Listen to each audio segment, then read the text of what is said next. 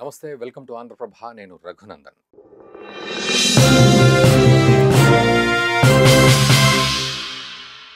So America ఎప్పుడైతే 100% tariff వేస్తాను అని చైనాతోటి అనిందో, మరోవైపు అప్పటికే భారత్ మీద 50% టారిఫ్ వేస్తోందో, భారత్ చాలా మనం దాన్ని కౌంటర్ చేశాము. మన పద్ధతిలో మనం కౌంటర్ చేశాము. అయితే ఇందులో మనం కొంత సక్సెస్ అయినప్పటికీ చైనా ఏం చేసిందంటే, ఇంకా తను మొండి దేశం కాబట్టి చైనా మనలాంటి దేశం కాదు, మొండి దేశం కాబట్టి చైనా విపరీతమైన కౌంటర్ ఇచ్చేసింది. రేర్ ఎర్త్ మినరల్స్, ప్రపంచవ్యాప్తంగా రేర్ ఎర్త్ మినరల్స్ విషయంలో మైనింగ్ చేసే, అత్యంత ఎక్కువ మైనింగ్ చేసే 60-70% మైనింగ్ చేసే దేశం ఏదన్నా ఉందంటే అది చైనా. అండ్ ప్రాసెసింగ్ చేస్తుంది దాన్ని 80% కంటే అబౌవ్ ప్రాసెసింగ్ చేయగలిగే సత్తా ఉన్న దేశం చైనా. సో ఏం చేసిందంటే మెల్లిగా మెలకబెట్టింది. నువ్వు 100% టారిఫ్స్ వేస్తే నేను రేర్ ఎర్త్ మినరల్స్ని కంట్రోల్ చేస్తా, వాటి ఎక్స్పోర్ట్ని కంట్రోల్ చేస్తా అని పెట్టేసింది. మరి అది ఎందుకు అని అంటే, మా దేశం అంటే చైనా యొక్క నేషనల్ సెక్యూరిటీ కోసం కావచ్చు, స్క్రూటినీ కోసం కావచ్చు, ఇంటర్నల్ ఇష్యూస్ క్లియర్ చేసుకోవడానికి అంటూ ఒక సాకు చెప్పి అమెరికాను బెదిరించేసింది, డైరెక్ట్ బెదిరించేసింది. దెబ్బకి అమెరికా చైనా మీద వేయాల్సిన టారిఫ్స్ కూడా ఆలోచనలో పడి భారత్ మీద వేయాల్సిన టారిఫ్స్ని అయితే వేసేసి, ఎందుకంటే చైనా మనకంటే ఎక్కువగా ట్రేడ్ డీల్స్ చేసుకున్న దేశంగా అమెరికాతో ముందు వరుసలో ఉంది కాబట్టి టారిఫ్స్ సెకండ్ వరుసలో ఉన్న మన మీద పడేసి, చైనా విషయంలో మాత్రం కొంచెం ఏదో ఆగినట్టు 90 రోజుల డీలే అయితే ఇచ్చాడు ఆయన డొనాల్డ్ ట్రంప్. రేపు నవంబర్ 1 నుంచి 100% టారిఫ్స్ వేస్తాము అని డిక్లేర్ చేశాడు. ఇక లాస్ట్కి చేస్తే చైనా కూడా ఈ రేర్ ఎర్త్ మినరల్స్ విషయంలో మొన్నటికి మొన్న ఒక స్ట్రిక్ట్ మెసేజ్ పంపించింది ప్రపంచానికి. మేము మా దేశం నుంచి ఏ స్క్రూటినీ లేకుండా, ఏ పర్మిషన్స్ లేకుండా ఇక నుండి పంపించేది లేదు అని చెప్పి. అఫ్కోర్స్ భారత్కి పంపించాల్సినవి పంపిస్తూ ఉంటూనే ప్రపంచవ్యాప్తంగా మేము కట్టడి చేస్తున్నామని ముఖ్యంగా అమెరికాను టార్గెట్ చేసింది. దెబ్బకి అమెరికా దిగొచ్చింది. చైనా బెదిరింపులకు దిగొచ్చి ఈరోజు విడతల వారీగా మాట్లాడుకోవడం మొదలుపెట్టింది అమెరికా చైనాతోటి. ఇప్పుడు ఆసియాన్ సమ్మిట్ జరుగుతోంది కోలాలంపూర్లో. దానికి సైడ్ లైన్స్గా ఇటు అధికారులు కూడా సపరేట్గా మాట్లాడుకుంటూ ఉన్నారు. దానికి సంబంధించి అటు యుఎస్ సెక్రటరీలు కావచ్చు, లేకపోతే చైనా సెక్రటరీలు కావచ్చు, కౌంటర్ పార్ట్స్ అందరూ కూర్చొని డిస్కస్ చేసుకుంటూ ఉన్నారు. ఈ డిస్కషన్లో ఒక రకంగా చెప్పాలంటే చైనానే గెలిచింది అని చెప్పాలి. ఎందుకంటే అమెరికా బెదిరిస్తే అమెరికాను రివర్స్లో బెదిరించి ఈరోజు చైనా అమెరికాను కాళ్ల బేరానికి తీసుకొచ్చింది అని మనం డీకోడ్ చేసుకోవచ్చు. అందులో భాగంగా స్వయంగా అమెరికాకు సంబంధించిన ఈ ట్రెజరీ సెక్రటరీయే మీడియా ముందుకు వచ్చి, మేము చైనాతో దఫాలుగా మాట్లాడుతూ ఉన్నాం, ఈరోజు ట్రేడ్ అగ్రిమెంట్కి సంబంధించిన ఒక ఫ్రేమ్ వర్క్ను మేము క్రియేట్ చేసి పెట్టుకున్నాం అని ఆయన డిగ్నిఫైడ్గా చెప్పడం మొదలుపెట్టాడు. నిజానికి అమెరికా ఈ రేంజ్లో ఉంది, చైనా ఈ రేంజ్లో ఉండి ఈరోజు తగ్గి ఒక రేంజ్లో మాట్లాడుకోవడానికి వచ్చారు అనేది మనం అర్థం చేసుకోవచ్చు. సో ఈ ట్రేడ్ అగ్రిమెంట్కి సంబంధించిన ఫ్రేమ్ వర్క్ ఏంటి అనేది ఆయన స్వయంగా ప్రపంచానికి చెప్పడం జరిగింది. సో ఆ రకంగా చూస్తే ఇప్పటి వరకు ఉన్న 100% టారిఫ్స్ ఏదైతే ఉందో దాన్ని మేము కొంత ఫ్రీజ్ చేస్తాం, మేము కొంత దాన్ని క్వార్టర్లీగా తీసుకెళ్లే ప్రయత్నంలో ఉన్నాం కాబట్టి ఏదో రకంగా దాన్ని మేము మా పద్ధతిలో మేము దాన్ని ఫ్రీజ్ చేసి పెడతాం. 100% టారిఫ్స్ ఇప్పుడు వెయ్యము, కానీ మీరు కూడా రేర్ ఎర్త్ ఎలిమెంట్స్ గురించి ఆలోచించాలి అంటే చైనా కూడా ఏం చెప్పిందంటే, సరే ఈ సంవత్సరం చివరి వరకు కూడా మేము ఒక 1 ఇయర్ ఎక్స్టెండ్ చేసుకోవడమా, లేదా ఈ సంవత్సరం చివరి వరకు ఎక్స్టెండ్ చేసుకోవడమా, ఈ చివరి వరకు కూడా ఎక్స్టెండ్ చేసుకుని మేము కూడా ఆలోచిస్తాం, దాన్ని మేము మళ్ళీ రీచెక్ చేసుకుంటాము అని చెప్పి చైనా చెప్పింది.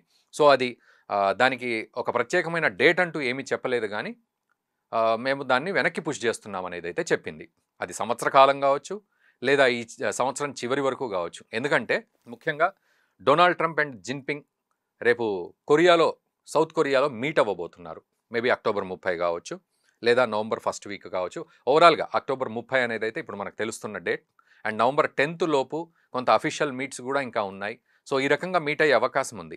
సో ఆ మీట్లో ఫైనలైజ్ చేసుకోవడానికి అనుగుణంగా ఇప్పుడు ఈరోజు ట్రేడ్ అగ్రిమెంట్స్కి ఫ్రేమ్వర్క్ అయితే జరుగుతుంది. అందులో భాగంగా మనకు తెలుస్తున్న ఇన్ఫర్మేషన్ ఏంటంటే, ఈ టారిఫ్స్ వెనక్కి జరుగుతాయి, ఈ రేర్ ఎర్త్ ఎలిమెంట్స్ని కంట్రోల్ చేసే పద్ధతిని కూడా చైనా వెనక్కి జరుపుతుంది. సో ఇక్కడ రెండు సేఫ్గా మారాయి. మరి ఇదొక్కటేనా అంటే ఇదొక్కటే కాదు, ఇంకా చాలా విషయాలు కూడా ముందుకు వచ్చాయి. ఏంటి అంటే టిక్టాక్. మనం ఇప్పటి వరకు కూడా టిక్టాక్ అమెరికా బ్యాన్ చేసింది, చైనాకి సంబంధించిన టిక్టాక్.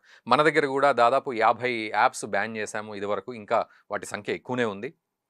అట్లా అమెరికా ఏం చేసిందంటే బ్యాన్ చేసింది. అయితే సెక్యూరిటీ రీజన్స్ తోటి బ్యాన్ చేసినా కూడా, ఏదో చెప్పి బ్యాన్ చేసినా, అమెరికా ఉద్దేశం ఏంటంటే ఈ టిక్‌టాక్‌లో ఒక మేజర్ షేర్ అమెరికాకు కావాల్సిందే అనే కండిషన్ పెట్టింది. చైనా ఒప్పుకోలేదు. దాంతో బ్యాన్ చేసి పడేసింది. బ్యాన్ చేసేసరికి అక్కడున్న యూత్ కూడా అగ్రెసివ్‌గా మారారు. బట్ స్టిల్ ఆ బ్యాన్‌ని పోస్ట్‌పోన్ చేయడం అయితే జరిగింది. సో, అలా పోస్ట్‌పోన్ చేస్తూ మొత్తానికి చైనాను ఇరకాటంలో పెట్టే ప్రయత్నంలో అయితే సక్సెస్ అయ్యారు. సో, దీనివల్ల ఏంటంటే చైనా ఈరోజు ఆహ్, టిక్‌టాక్‌ని కూడా మీరు యుటిలైజ్ చేసుకోవచ్చు అని చెప్పి అమెరికాతో చెప్పే పరిస్థితికైతే వచ్చేసింది. ఏమిటి అంటే బోర్డ్ మెంబర్స్‌గా 7 ఉంటే అందులో 6 అమెరికా వాళ్ళే కావాలి. And America share, America revenue అమెరికాకు ఉండాలి అనేది. సో, ఇంటర్నల్‌గా వాళ్ళు చేసుకున్న టర్మ్స్ అండ్ కండిషన్స్ ఉన్నాయి టిక్‌టాక్ విషయంలో. చాలా పెద్ద టర్మ్స్ అండ్ కండిషన్స్ పట్టిక ఉంది. సో, ఆ రకంగా టిక్‌టాక్ మీద అమెరికా డామినేట్ చేసే ప్రయత్నం అయితే అందులో సక్సెస్ అయింది. చైనా టిక్‌టాక్‌ని అడ్డుపెట్టుకొని సక్సెస్‌ఫుల్‌గా ముందుకెళ్ళిందని కూడా మనం చెప్పొచ్చు. సో, ఇది. ఇక దీనికి తోడు చైనా ఏం చేసిందంటే సోయా బీన్స్‌ని ఆహ్, ఇంపోర్ట్ చేసుకోవడం ఆపేసింది. అమెరికాకు ఎక్స్‌పోర్ట్ ఎక్కువగా సోయా బీన్స్ ఎక్కడికెళ్తుంది అంటే చైనాకి. సో, వెంటనే చైనా ఆ సోయా బీన్స్‌ని ఆపేసింది. ఈవెన్ ఈ US secretary treasury secretary Scott Bessent ఆయన కూడా ఏమన్నాడంటే, "నేను కూడా సోయాబీన్ ఫార్మర్‌నే. బట్ చైనా తీసుకోకపోవడం వల్ల దాని నొప్పేంటో నాకు కూడా తెలిసింది. కానీ ఈరోజు చైనా ఆ సోయాబీన్‌ని తీసుకుంటా అని చెప్తోంది" అని చెప్పి ఈ ఫ్రేమ్‌వర్క్‌లో సోయాబీన్‌ని తీసుకునే విషయంలో చైనా అగ్రీమెంట్‌కొచ్చింది అనేది యూఎస్ సంతోషంగా చెప్తున్న మాట. ఎందుకంటే చాలామంది సోయాబీన్స్ ఫార్మర్స్ ఉన్నారక్కడ. వాళ్లకు ఈ ఎక్స్‌పోర్ట్ ఆగిపోతే ఇబ్బందవుతోంది. ఆ విషయంలో యూఎస్ వెనక్కి తగ్గినట్టు చేసినా ఇక్కడ చైనా గెలిచిందనే చెప్పుకోవాలి. సో, ఇటు టిక్‌టాక్ అయిపోయింది. సోయాబీన్ అయిపోయింది. ఆ తర్వాత ఈ 100% టారిఫ్స్ వెనక్కి వెళ్ళాయి. అండ్ దీనికి తోడు రేర్ ఎర్త్ ఎలిమెంట్స్ కంట్రోల్ కొంత వెనక్కి జరిగింది. ఇక దీంతో పాటు ఫెంటనిల్ అనే ఒక సబ్స్టెన్స్ ఏదైతే ఉందో అది అమెరికాను అతలాకుతలం చేస్తోందని చెప్పాలి. ఏంటంటే అదొక డ్రగ్ అనమాట. సో, ఆ డ్రగ్ మందుల్లో వాడడానికి ముఖ్యంగా క్యాన్సర్ పేషెంట్స్‌కి గానీ, లేకపోతే నొప్పులున్న చోట ఆ నొప్పుల్లో వాడుకోవడానికి గానీ, లేకపోతే దాన్ని ఒక డ్రగ్ లాగా చూస్తూ అది తీసుకోవడం వల్ల ఫెంటానిల్‌ని అమెరికాలో ఎక్కువగా ఓవర్‌డోస్ తీసుకోవడం వల్ల చాలా రోజుకు 200 మంది చనిపోతున్నారనే లెక్క అక్కడ ఉంది.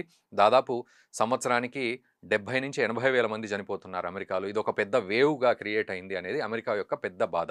సో, ఈ ఫెంటనిల్ అనే సబ్స్టెన్స్ ఎక్కడి నుంచి వస్తుంది అంటే చైనా పంపించే కెమికల్స్‌లో అది వస్తోంది.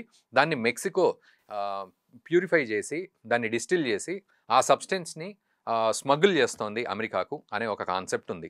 సో, దీని విషయంలో కూడా చైనాకు కొంత కట్టడి కావాలి మాకు చైనా నుంచి అని చెప్తే చైనా కూడా ఒప్పుకున్న పరిస్థితికి. ఒప్పుకోవడం అంటే ఈ ఫ్రేమ్‌వర్క్ ఏదైతే ఉందో ఆ ఫ్రేమ్‌వర్క్‌లో ఇది సెట్ చేసుకొని పెట్టుకుంది చైనా. సో, ఇవన్నీ చేసుకోవడం రేపు సౌత్ కొరియాలో చక్కగా జిన్‌పింగ్‌ని ట్రంప్ కలిసి షేక్ హ్యాండ్ ఇచ్చి హాయిగా మాట్లాడుకొని ఇవన్నీ సిగ్నేచర్‌లు పెట్టేసుకుంటారు. సో, దీంతోటి అటు ఆహ్, అమెరికా పంతం నెగ్గించుకున్నట్టు అవుతది. చైనా గూడా ఈ ఎదురు తిరిగి ఆ మొండితనాన్ని చూయించుకొని తన పబ్బం తాను గడుపుకున్నట్టుగా అవుతది. సో, ఈ రకంగా ముందుకు వెళ్తోంది. ఇక దీనికి తోడు రేర్ ఎర్త్ ఎలిమెంట్స్ విషయంలో మనం ఇదివరకే మాట్లాడుకున్నాం. సో, చాలా అవసరం అమెరికాకి.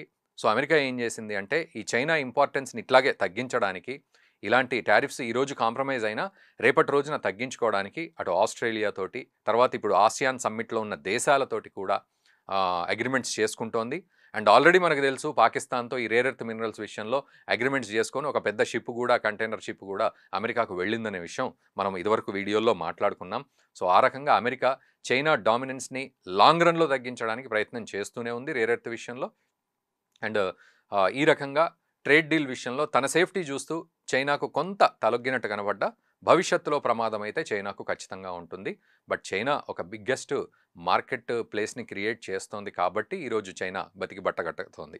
అండ్ భారత్ మీద ఇప్పుడున్న టారిఫ్స్ విషయం అయితే కంటిన్యూ అవుతున్నాయి. అండ్ భారత్ మనము చైనా అంత పెద్దగా ట్రేడ్ అమెరికాతో చేసుకోకపోయినప్పటికీ కొంత ఈ ప్రభావం అటు భారత్ మీద కూడా పడే అవకాశం అయితే కనపడుతుంది. సో, అది పాజిటివ్‌గా పడుతుందా? లేకపోతే నెగెటివ్‌గా పడుతుందా? లాంగ్ రన్‌లో మనకు కూడా మంచి జరిగే అవకాశం ఉందా? చెడు జరిగే అవకాశం ఉందా? అన్న పాసిబిలిటీస్ అయితే ఉన్నాయి. బట్ భారత్ కూడా ఈ విషయాన్ని నిశితంగా పరిశీలిస్తోంది. ఈరోజు చైనా గెలిచిన తీరును చూసి భారత్ కూడా ఏ రకంగా ఇంకా ముందుకు వెళ్ళాలనే ఆలోచన ఖచ్చితంగా చేస్తుంది. ఇప్పటికీ అలాగే వెళ్తోంది. ఇక ముందు కూడా అమెరికా యొక్క ఆధిపత్యాన్ని ఈ పెద్దన్న పేరుతో పోషించే అమెరికా దుందుడుకు పాత్రను తగ్గించే ప్రయత్నంలో భారత్ కూడా చైనా లాగే ఒక అడుగు ముందుకు వేసే అవకాశం అయితే ఖచ్చితంగా ఉంది. దీనిపై మన ప్రభుత్వం ఎట్లా స్పందిస్తుందో మీరు ఒక్కసారి కామెంట్ చేయండి ఈ విషయంలో. అండ్ చైనా ఈరోజు అమెరికాను చక్కదిద్దిన తీరు చూస్తే, దారిలోకి తెచ్చుకున్న తీరు చూస్తే ఏమనిపిస్తుందనేది ఖచ్చితంగా మీరు రెస్పాండ్ అవ్వండి. ఇంకా ఇలాంటి అప్డేట్స్ కొనసాగుతూ ఉంటాయి కాబట్టి మీరు దయచేసి ఈ వీడియోని మీ మిత్రులకు షేర్ చేయండి. అండ్ మా ఛానల్‌ని కూడా సబ్స్క్రైబ్ చేయండి. Thank you very much.